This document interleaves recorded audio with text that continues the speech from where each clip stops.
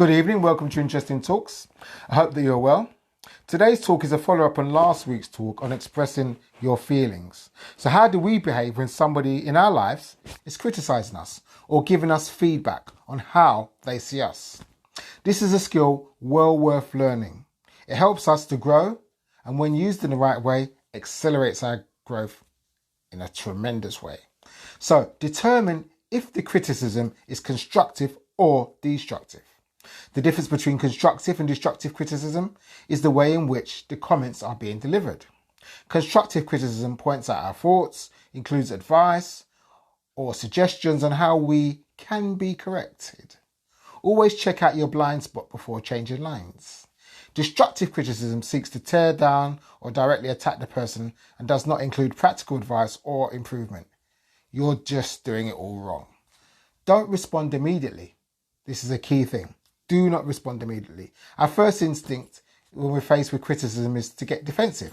Even when the criticism is intended to be helpful, it can feel like rejection, which triggers our natural flight and flight responses.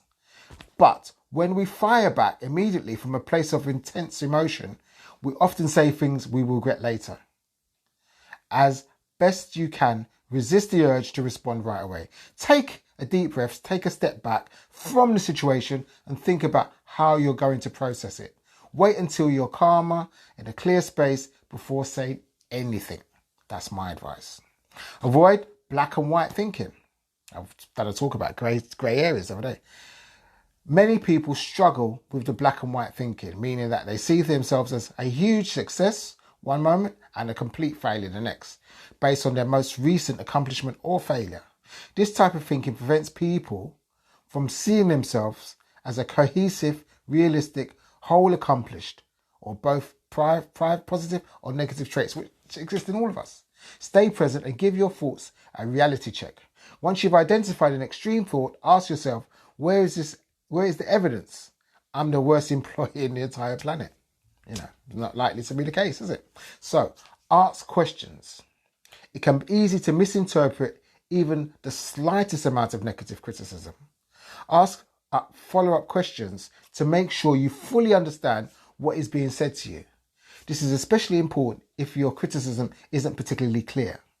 One way to determine if you're interpreting your feedback correctly is to paraphrase the message you've heard and communicate it back to the other person, asking, am I understanding this correctly? This is something a counsellor does a lot. And you can employ it in your life. It will help you to understand what people are saying to you clearly. Look for the nugget of truth. It is said that there is an ounce of truth in every criticism. At least a person's criticism carries the truth of how that one person sees you. Allowing you yourself to be open-minded to what you hear doesn't mean you have to believe it or even act upon it. But if you can find something from it to grow from, then by all means do it.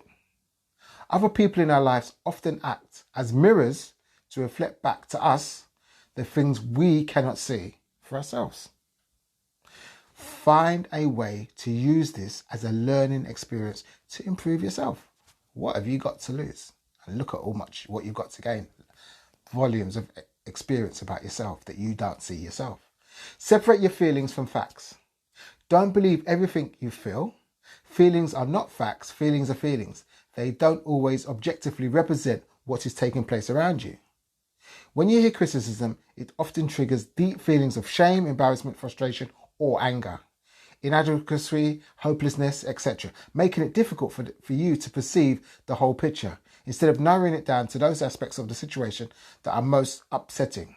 Ask yourself if your feelings are based on the present reality or past experiences or fears from the past or fears about the future. Do something nice for yourself. Ice cream is one of my favourite things to do something nice for myself. Quite simple. Being open to criticism can be wounding or for highly sensitive people. And it's not uncommon for their egos to feel bruised following a critique session. It's important to engage in good self-care following these experiences and do what you can to self-help, self-soothe, self-comfort yourself through these problematic situations. Your favourite treat, whatever it might be, take it on board and enjoy yourself. Being warm and kind to yourself when going through these tough, rough times makes a difference and helping you to achieve a greater peace of mind. I hope that you found this talk useful. I hope that it helps you to get better when receiving criticism and feedback. If you found it useful, share, like, leave comments. So until next week, take care, try to stay positive, learn from constructive feedback. Bye for now.